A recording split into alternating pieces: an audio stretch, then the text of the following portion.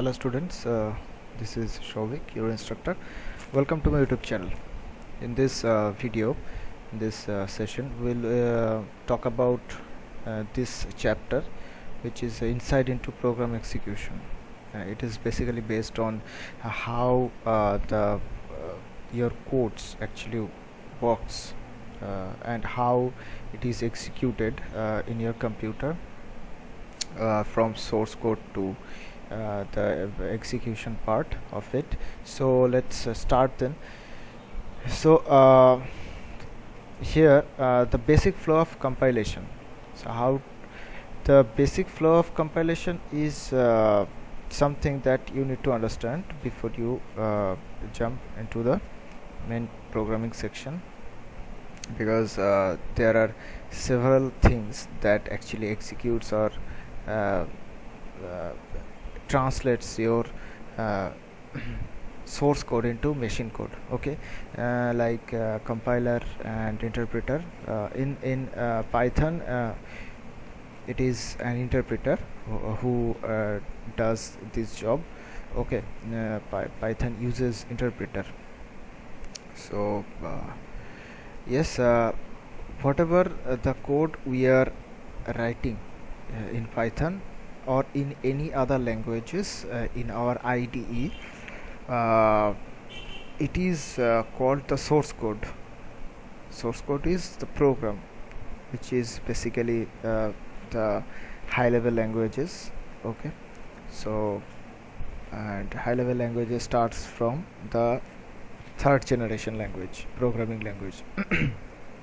And these source codes need to be translated into its corresponding binary code, which is the machine language, the machine code. Okay, so for that we use two types of translators. One is compiler, second is interpreter. Okay, so there is a difference between a compiler and an interpreter. Okay, and in due course we will learn about that. Okay, so the basic thing is, first we will write some codes, which is the source code. Then it will be translated into its binary form, which is the machine code, and then it will be executed. Okay, so there is a difference between the compiler and the interpreter. Compiler compiles the whole code once. Like if you write 10 lines of codes, then it will execute 10 lines at once and it will show you all the errors at once. Okay, that is a compiler does. But the interpreter executes your code line by line. Suppose you have a code of 10 lines, then it will execute those lines of codes line by line. First line number 1, then line number 2, then line number 3, and it will throw you the errors that has, if any of those lines contains some type of errors, then it will show you the errors. So there is a difference. The difference is compiler actually compiles or executes at least once your code, but when it comes to the interpreter, because it executes the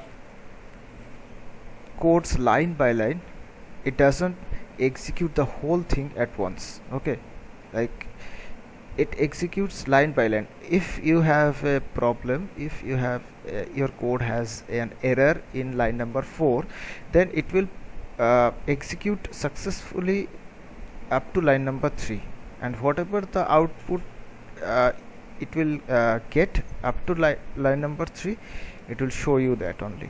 Okay, but line 4 has an error, so it from line number 4 it it will break the execution, and it will throw you the error, it will show you the error. Okay, so that is how an interpreter works. Okay, so let's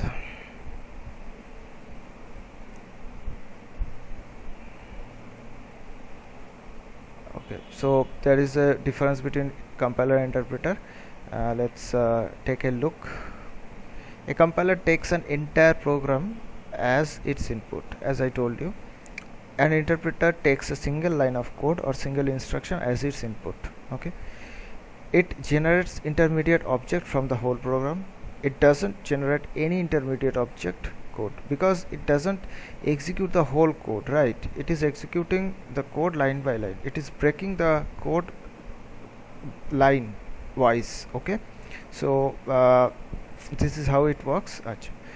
It requires more memory during compilation, it requires less memory during interpretation, as interprets single instruction. Obviously, whenever you are compiling a bunch of lines together, it will take more memory rather than the interpreter does executing one line at a time, so it takes less memory than the compiler. Okay, so a display lists of error of entire program with line numbers and the errors in that line. Okay, because it executes the whole program. So interpreter displays the error of single instruction it is interpreting. Okay, so these are all not needed at all. Process management not needed.